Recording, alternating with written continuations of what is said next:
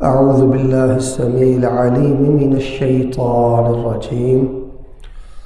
قد أفلح من تزكى وذكر اسم ربه فصلى بل تؤثرون الحياة الدنيا والآخرة خير وأبقى إن هذا لفي الصحف الأولى صحف إبراهيم وموسى۔ قرآن پاک کے 30ویں پارے یعنی آخری پارہ میں ایک سورت ہے، اس سورت کا نام ہے سورۃ الاعلیٰ۔ یہ بڑی فضیلت والی سورت ہے۔ رسول اللہ صلی اللہ علیہ وآلہ وسلم کو اس سورت سے بڑی محبت تھی۔ عید الفطر، عید الاضحیٰ، خطبہ جمعہ میں رسول اللہ صلی اللہ علیہ وسلم اس کی تلاوت کیا کرتے تھے،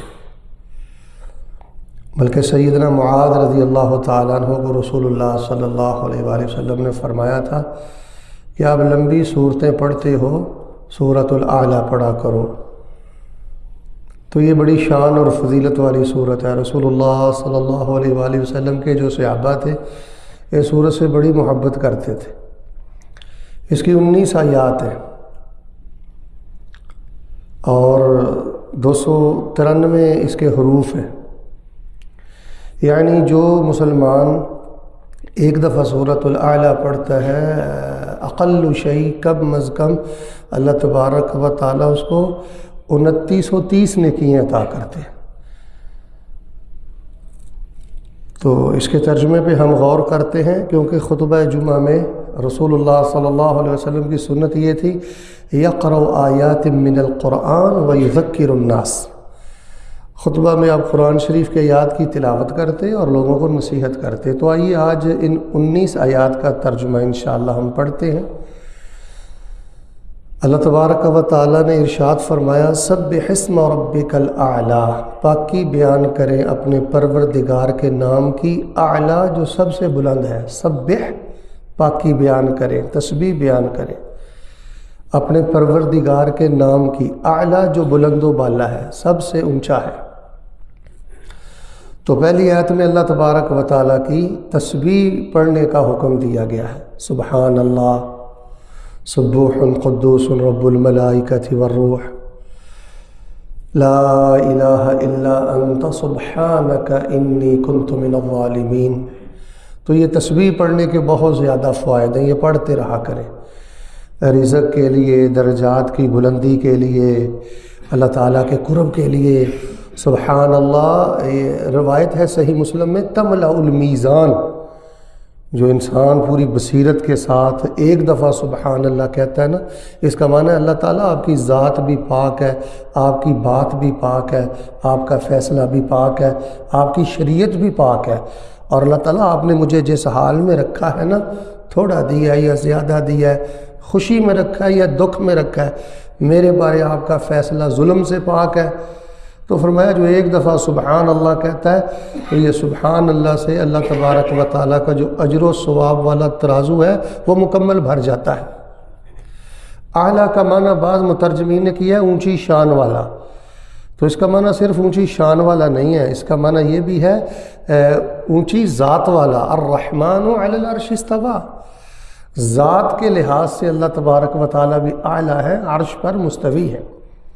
تو پہلی آیت میں فرمایا سبح اسم ربک الاعلیٰ، تسبیح بیان کر، پاکی بیان کر اپنے بلند و بالا پروردگار کے نام کی، جیسے ہم رکوع میں کہتے ہیں سبحان ربی العظیم، سبحان ربی العظیم، سجدے میں کہتے ہیں سبحان ربی الاعلیٰ۔ یہ کم از کم 3 دفعہ ہے اور میکسیمم زیادہ آپ 3000 دفعہ پڑھیں۔ اگر آپ یہ چاہتے ہیں نا 100 باتوں کی ایک بات آپ میری توجہ سے سن لیں، کبھی ریال کی کثرت سے خوشی نہیں آتی، اونچے عہدے سے نہیں خوشیاں ملتی، خوشی ملتی ہے جب انسان کا سجدہ بہتر ہو جائے اور تنہائی کا سجدہ بہتر ہو جائے۔ کتنی لمبی راتیں ہیں آج کل، تو آپ سجدے میں سبحان ربی الاعلیٰ، سبحان ربی الاعلیٰ، سبحان ربی الاعلیٰ، یہ مئات مرات آپ ہزاروں کی تعداد میں پڑھیں۔ اس میں ایک طمانینت ہے، اس میں ایک نشہ ہے، اس میں ایک حلاوت ہے، جس کو میں الفاظ میں بیان نہیں کر سکتا۔ تو فرمایا سبح اسم ربک الاعلیٰ، تسبیح بیان کرو اپنے پروردگار کے نام کی جو اعلیٰ ہے، جو سب سے اونچا ہے۔ الذی خلق، وہ ذات، خلق جس نے پیدا کیا، فسوا اور ٹھیک بنایا، فسوا درست بنایا، فسوا پس برابر کیا۔ پاکی بیان کریں اپنے پروردگار کے نام کی جو اعلیٰ ہے، وہ ذات کہ جس نے پیدا کیا، فسوا اور ہمارے ہر جوڑ کو ٹھیک ٹھیک جوڑا۔ تو اللہ تعالیٰ ہمارا خالق ہے۔ یہ جو دہریے ہیں، کمیونسٹ ہیں، سائنسدان ہیں، یہ ان کا بھی رد ہو گیا کہ جو اس کائنات کا خالق اللہ تعالیٰ کو نہیں مانتے۔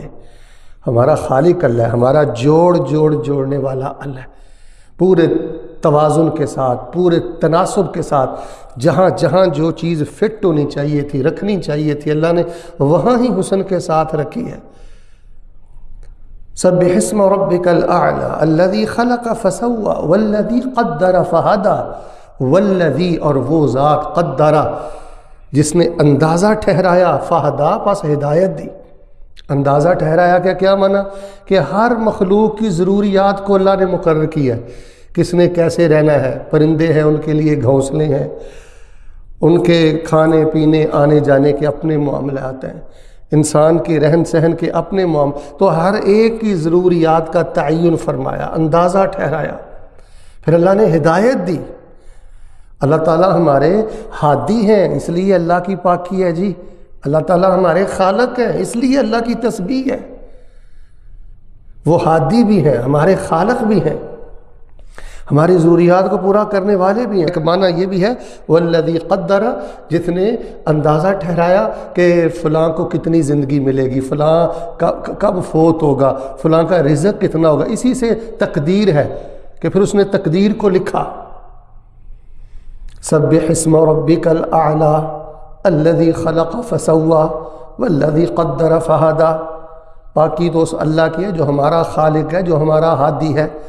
فرمایا والذی اخرج المرعى فجعله غثاء احوا، والذی وہ ذات، اخرج المرعى جس نے نکالا چارہ، مرعى کا معنی ہے چارہ، یہ جو جانور کھاتے، فجعلہ پس اس چارے کو کر دیا، غثاء احوا، خشک، غثاء کا معنی ہے خشک، کوڑا، احوا کا معنی سیاہ۔ وہ ذات کہ جس نے چارہ نکالا پھر اس کو خشک سیاہ کر دیا، کوڑا کرکٹ بنا دیا، سیاہ ہو گیا۔ تو چارے کو پیدا کرنے والا بھی اللہ ہے۔ پھر آپ یہ دیکھیں جب کھیتی جوبن پہ ہوتی ہے، جوانی پہ ہوتی ہے، تو کتنی ہریالی آتی ہے، اور بعد میں وہی جو کھیتی ہوتی ہے اینڈ پہ وہ ایک کوڑا کرکٹ بن جاتی ہے اور خشک اور سیاہ ہو جاتی ہے۔ تو اس پیغام سے، ان دو آیتوں سے ہمیں پتہ چلتا ہے کہ عروج کے بعد زوال ہے، سدا ہریالی نہیں رہتی، سدا تر و تازگی نہیں رہتی، طاقت کے بعد کمزوری آ جاتی ہے۔ مجھے یاد آیا تو آپ کو بتا دیتا ہوں، ہمارے برصغیر پاک و ہند میں ایک بہت بڑا پہلوان گزرا ہے، اس کا نام تھا گاما پہلوان۔ وہ مرد کیا تھا، وہ ایک پوری دیوار تھا، یعنی 6-7 بندے بھی ایسے زور لگا کے اس کو اس کی جگہ سے ہلا نہیں سکتے تھے۔ لیکن فجعلہ غثاء احوا، انجام دیکھیں انسان پھر کتنا کمزور ہو جاتا ہے۔ اس ہری کھیتی کی طرح بعد میں کوڑا کرکٹ کیسے ہوتا ہے، جب وہ مرنے کے قریب آیا تھا تو اس کے ناک پر مکھی بیٹھ جاتی تھی، تو کسی نے کہا گاما پہلوان آپ اس مکھی کو اٹھاتے نہیں، توجہ سے سنیں۔ تو گامے پہلوان نے کہا مکھی کو کیسے اٹھاؤں، ہاتھ ہی مجھ سے نہیں اٹھایا جاتا۔ تو بھائی عہدے والے دن، جوانی والے دن، فراخی والے دن، طاقت والے دن، یہ اللہ کی محبت کمانے کے دن ہیں، یہ سدا نہیں ہے سب کچھ۔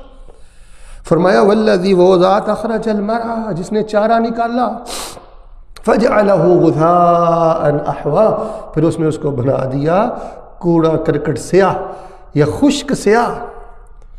اس میں کوئی شک نہیں ہے قرآن پاک کو حفظ کرنا یہ بڑی فضیلت ہے، لیکن یہ آپ کان کھول کے سن لیں، ہمارے علماء نے لکھا ہے کہ قرآن پاک حفظ کرنے سے زیادہ فضیلت قرآن پاک کو سمجھنے کی ہے۔ ہمارے علماء کرام سے پوچھا گیا کہ قرآن پاک کے حافظ کی زیادہ شان ہے یا قرآن پاک کو ترجمہ اور معانی کے ساتھ جاننے والے کی زیادہ شان ہے، تو انہوں نے دو ٹوک الفاظ میں بتایا کہ قرآن پاک کو فہم رکھنے والا، قرآن پاک کے معنی کو جاننے والے کا زیادہ شان ہے، گو کہ حفظ کا بھی رتبہ بڑا بلند ہے۔ تو میرے پیارے بھائیوں، یہ قرآن کو اپنا دوست بنائیں، یہ قرآن کی جو ننھی منھی صورتیں ہیں ان کا ترجمہ پڑھیں۔ دیکھیں آپ یہ 19 آیات پڑھتے ہیں، 293 حروف پڑھتے ہیں، اللہ تبارک و تعالیٰ آپ کو 3 سے 4 منٹس میں کم از کم 2930 نیکیاں عطا کرتے ہیں۔ تو فرمایا سبح اسم ربک الاعلی الذی خلق فسوى والذی قدر فہدى والذی اخرج المرعى فجعلہ غثاء احوى سنقرئک فلا تنسى۔ ہم ضرور آپ کو پڑھائیں گے بس آپ کو بھولے گا نہیں، ہم ضرور آپ کو پڑھائیں گے آپ کو بھولے گا نہیں، الا ما شاء اللہ، مگر جو اللہ نے چاہا۔ یہ رسول اللہ صلی اللہ علیہ وسلم جب مکے میں وحی نازل ہوتی تھی تو آپ اس کو بار بار تیزی سے پڑھنے کی کوشش کرتے، جس طرح سورہ قیامہ میں ہے، دیگر قرآن کی آیتوں میں آتا ہے۔ تو فرمایا ہم آپ کو یاد کروائیں گے، پڑھائیں گے، یہ قرآن آپ کو بھولے گا نہیں۔ دیکھیں رسول اللہ صلی اللہ علیہ وسلم نے یہ 30 پارے سیدنا جبریل سے ایک دفعہ سنے تھے، آپ علیہ السلام کو من و ان اسی طرح یاد ہوئے۔ یہ قرآن کا بھی معجزہ ہے، یہ رسول پاک علیہ السلام کا بھی معجزہ ہے۔ انہ یعلم الجہر وما یخفی، بے شک وہ جانتا ہے جو کھلا ہوا ہے، یعلم الجہر جو سامنے ہے کھلا ہوا ہے وہ بھی اللہ جانتا ہے، وما یخفی اور جو پوشیدہ ہے وہ بھی اللہ جانتا ہے، ڈکی چھپی کھلی ہر چیز کو اللہ جانتا ہے۔ میں کہتا ہوں جی اگر کسی بندے کو قرآن پاک کے 30 پاروں کا ترجمہ نہیں نہ آتا، اگر وہ یہ ایک آیت اپنے سامنے رکھ لینا، انہ یعلم الجہر وما یخفی، اس بندے کی تنہائی ناپاک نہیں ہو سکتی۔ وہ فیس بک کا، یوٹیوب کا اور دروازہ بند کر کے بند کمرے میں وہ بدی بدکاری نہیں کر سکتا اگر اس کی نگاہوں کے سامنے یہ آیت ہو انہ یعلم الجہر وما یخفی، کہ ہر ڈھکی چھپی بند کمرے میں اور ہر کھلی ہر چیز اللہ کے علم میں ہے، وہ اللہ دیکھ رہا ہے۔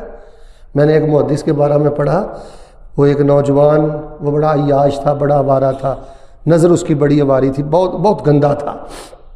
انہوں نے اس کے کان میں ایک بات کہی تو اس کے دل میں انقلاب پیدا ہوا۔ جو اللہ والے لوگ ہوتے ہیں بڑی قوت طاقت ہوتی ہے ان کے سمجھانے میں، ان کے بتلانے میں، ان کے دیکھنے میں، اللہ کی رحمتیں ہوتی ہیں۔ تو خیر وہ نوجوان توبہ طائب ہو گیا، تہجد گزار بن گیا، اللہ والا بن گیا۔ تو کسی نے کہا کہ کیا ہوا تھا آپ کو، بزرگوں نے کیا کہا تھا؟ تو اس نے کہا کہ بزرگوں نے میرے کان میں صرف ایک ہی جملہ کہا تھا، اس نے میری زندگی بدل دی۔ اس کا ترجمہ یہ ہے اردو میں، بزرگوں نے کہا تھا اے نوجوان تو کیا کر رہا ہے، اور تیرا اللہ تو تیری طرف بڑے پیار سے دیکھ رہا ہے۔ تو یہ جو ہے نا انہ یعلم الجہر وما یخفی، یہ تربیت ہے۔ آپ قرآن پاک کی کوئی بھی صورت پڑھ لیں، یقین کریں میں یہ آپ کو سچی حقیقت بتا رہا ہوں، جو قرآن پاک کی جتنی چھوٹی صورت ہوگی علم و معارف کا وہ اتنا گہرا سمندر ہوگا۔ وَسَنُيَسِّرُكَ لِلْيُسْرَىٰ، اور ہم سہولت کریں گے آپ کے لیے آسانی کی طرف۔ وَنُيَسِّرُكَ لِلْيُسْرَىٰ، اور ہم سہولت کریں گے آپ کے لیے آسانی کی طرف۔ فَذَكِّرْ إِن نَفَعَتِ الذِّكْرَىٰ، پس آپ نصیحت کریں جب نصیحت فائدہ دے۔ بعض علماء مفسرین نے لکھا ہے کہ یہاں جو ان ہے یہ بمعنی اذ ہے، کہ آپ نصیحت کریں جب نصیحت فائدہ دے۔ موقع دیکھیں، مناسبت دیکھیں، وقت دیکھیں، حالات کے مطابق نصیحت کریں۔ ان بمعنی اذ، بس آپ نصیحت کریں، خیر کی بات کریں، اچھی بات کریں جب آپ محسوس کر رہے ہو کہ اب نصیحت کا فائدہ ہے۔ زیادہ لمبی بات نہیں ہونی چاہیے، موقع کی مناسبت کا بہت زیادہ خیال رکھنا چاہیے۔ بس آپ نصیحت کریں۔ بعض نے ان کا منع کہ اگر نصیحت فائدہ دے، تو اس کا مطلب یہ نہیں کہ اگر نہ دے تو نصیحت کرنی نہیں چاہیے۔ آگے کہتے ہیں کہ اس کا مفعول محذوف ہے کہ کسی کو بھی اگر نصیحت فائدہ دے، 1000 میں سے ایک بھی سمجھنے سیکھنے والا ہو تو نصیحت کا سلسلہ بند نہیں کرنا چاہیے۔ ضروری نہیں ہے کہ ہزاروں کے مجمع کو ہم نے تبدیل کرنا ہے۔ سَيَذَّكَّرُ مَن يَخْشَىٰ، ان قریب ضرور نصیحت حاصل کر لے گا جس کے دل میں خشیت ہوگی۔ یہ بڑے کام کی بات ہے جی، آپ توجہ سے سن لیں۔ ہم نے دیکھا ہے کہ جن لوگوں کے دلوں میں اللہ تعالیٰ کی تعظیم ہوتی ہے، اللہ تبارک و تعالیٰ کی محبت ہوتی ہے، ایک ایک جملہ ان کی زندگیاں بدل دیتا ہے، اور جن کے دل میں ادب و احترام کے ساتھ اللہ کا حیا نہیں نہ ہوتا، ساری زندگی کے خطبے بھی ان کو نہیں بدل سکے، بڑی بڑی کانفرنس سے ان کو نہیں بدل سکی۔ تو اللہ تعالیٰ سے دعا کیا کریں اللہ تعالیٰ ہمیں خشیت عطا فرمائے۔ فرمایا وَيَتَجَنَّبُهَا الْأَشْقَى، اور اس سے پیچھے رہیں گے بدبخت لوگ، الَّذِي يَصْلَى النَّارَ الْكُبْرَى، وہ شخص کہ جس کو پھینکا جائے گا بہت بڑی آگ میں۔ خطبے سے دور رہنا، نصیحت سے دور رہنا، یہ بات توجہ سے سنیں، دین کی بات ہو رہی ہو تو بے توجہی کرنا، یہ بدبختی ہے، یہ نامرادی ہے۔ دین کی بات کو شوق سے سننا، محبت سے سننا، عزت اور توجہ سے سننا، عمل کے جذبے سے سننا، یہ اللہ تعالیٰ کے قرب کی دلیل ہے۔ فرمایا جو قرآن سے، نصیحت سے، توحید سے، سنت سے اعراض کرتے ہیں، توجہ نہیں کرتے، یہ بھڑکتی آگ میں پھینکے جائیں گے۔ ثم لا يموت فيها ولا يحيا، پھر نہ وہ اس میں مریں گے نہ وہ زندہ رہیں گے، نہ زندگی ہے نہ موت ہے، بے چینی ہے، تکلیف ہے، اذیت ہے۔ قد افلح من تزکا، تحقیق کامیاب ہو گیا جو پاک ہو گیا، اپنے آپ کو شرک سے پاک کریں، بدعت سے پاک کریں، کبر سے پاک کریں۔ آپ میری بات کا غصہ نہ کریں، امیر تو امیر ہے، غریب لوگوں کا بھی کبر نے ستیہ ناش کیا ہوا ہے۔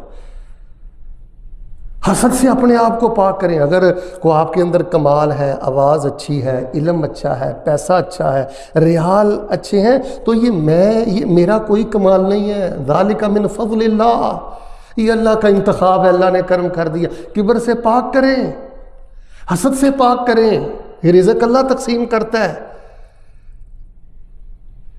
دل میں لوگوں کی تحقیر نہ رکھیں، کسی کا مذاق نہ اڑائیں، یہ سب اللہ کے بندے ہیں، یہ ابتلا ہے، آزمائش ہو رہی ہے، کسی کو اللہ دے کے آزماتا ہے، کسی سے اللہ لے کے آزماتا ہے۔ تو کامیاب وہ ہو گیا جو پاک ہو گیا۔ وَذَكَرَ اسْمَ رَبِّهِ فَصَلَّى، اور اس نے اپنے رب کے نام کا ذکر کیا، نماز پڑھی۔ تزکیہ یہ ہوتا ہے تخلیہ اور تحلیہ۔ تخلیہ کا معنی ہوتا ہے حسد سے، کبر سے خود کو پاک کرنا، اور تحلیہ کا معنی ہوتا ہے اپنے اندر خشیت، عاجزی اور اللہ کا خوف پیدا کرنا۔ تزکیہ دو چیزوں کا نام ہے، تخلیہ اور تحلیہ۔ ذکر والی زندگی کامیابی والی زندگی ہے۔ ہمیں ایسے ریال نہیں چاہیے، ہمیں ایسا پردیس نہیں چاہیے جو ہم سے نماز چھین لے، جو ہم سے ذکر چھین لے۔ نماز والی زندگی کامیابی والی زندگی ہے، ذکر والی زندگی کامیابی والی زندگی۔ وقت نہیں ہے ورنہ میں آپ کو درجنوں وظائف اذکار بتاتا کہ رسول اللہ صلی اللہ علیہ وسلم کے پاس جو بھی دکھی آتا آپ وظیفہ بتلاتے، وہ پڑھتا اور کامیاب ہو جاتا۔ بل تؤثرون الحیات الدنیا، بلکہ تم ترجیح دیتے ہو دنیا کی زندگی کو، ریال کے لیے، پیسے کے لیے، آرام کے لیے۔ تمہیں نماز کی فکر نہیں ہے، ذکر کی فکر نہیں ہے، کوئی فکر نہیں ہے کہ من کو بھی اجلا رکھنا ہے، من کو بھی پاک کرنا ہے، بلکہ تم ترجیح دیتے ہو دنیا کی زندگی کو۔ والآخرۃ خیر وابقیٰ، اور آخرت بہت بہتر ہے اور بہت زیادہ باقی رہنے والی ہے۔ یہ تو 4 دن کی زندگی ہے بھائی۔ دادا کدھر ہے؟ ہیلو، دادا کدھر ہے؟ نانا ابو کدھر ہے؟ اساتذہ کدھر ہے؟ وہ نہیں رہے، ہم نے بھی نہیں رہنا۔ ہم نے اپنے حصے کا کام بڑی دیانتداری سے کرنا ہے، لمبی لمبی نمازیں پڑھنی ہے، ذکر والا بننا ہے، لغو والا نہیں بننا۔ لغویات والے کئی لوگ ہوتے ہیں، غفلت والے کئی لوگ ہوتے ہیں۔ ایک گروہ کا بیڑا گرک بدعت نے کر دیا اور ایک گروہ کا بیڑا گرک غفلت نے کر دیا۔ راتوں کو سوتے ہیں، ان کو کوئی فکر نہیں کہ باوضو لیٹنا ہے اور سورۃ کافرون پڑھ کے لیٹنا ہے اور سورہ بقرہ کی آخری 2 آیتیں پڑھ کے لیٹنا ہے۔ یہ ذکر والی زندگی نہیں۔ ان ھذا لفی الصحف الاولی، بے شک یہی بات پہلے صحیفوں میں تھی، پہلی کتابوں میں بھی یہی بات تھی۔ اور لوگوں اپنے آپ کا تزکیہ کرو، جانور نہ بنو، ذکر والے بنو، غمی خوشی میں اللہ کو یاد رکھو، سجدے کرتے رہو۔ انا بے شک ھذا یہ لفی الصحف الاولی، البتہ یہ چیز پہلے صحیفوں میں بھی تھی، صحف ابراہیم و موسیٰ، حضرت ابراہیم کے صحیفوں میں اور موسیٰ کے صحیفوں میں، تورات، زبور، انجیل، صحف ابراہیم میں۔ ہم نے یہی کہا تھا کہ کامیابی کوٹھی کا نام نہیں، کامیابی گاڑی کا نام نہیں، کامیابی یہ کوئی بڑے عہدوں کا نام نہیں۔ کامیابی یہ ہے کہ اندر انسان کا حسد سے پاک ہو، کبر سے پاک ہو، کیر اور غضب سے پاک ہو، خشیت ہو، خوف ہو، زبان پہ ذکر ہو، گردن جھکی ہوئی ہو، اور یہ خوبیاں اسی بندے کو نصیب ہوتی ہیں جس کی نگاہوں کے سامنے آخرت ہوتی ہے۔ تو میں نے اللہ تعالیٰ کی توفیق سے اور رسول اللہ کی سنت کے مطابق قرآن کی چند آیات پڑھی ہیں، 19 آیات پڑھی ہیں، ان کا ترجمہ کیا ہے اور تمام آیات کی مختصر تفسیر کی ہے۔ یہ بطور نموذج ہے، بطور نمونہ ہے۔ روزانہ ایک صورت ننھی منی اس کا ترجمہ کاپی پہ لکھا کریں۔ بھائی ادھر دیکھو، کاپی پہ لکھا کرو۔ قرآن لکھنے کی بڑی برکت ہے، قرآن شریف کا ترجمہ لکھنے کی بڑی برکت ہے۔ قرآن کے طالب علم بن کے دنیا سے جاؤ۔ میری عمر 45 سال ہے اور مجھے 45 صورتوں کا ترجمہ نہیں آتا، اس سے بڑی نامرادی کیا ہے؟ قرآن سمجھو، قرآن سیکھو، اسی میں برکت بہار ہے۔ اللہ تبارک و تعالی مجھے اور آپ کو قرآن والی زندگی نصیب فرمائے۔ سبحان ربک رب العزت عما یصفون وسلام علی المرسلین والحمد للہ رب العالمین۔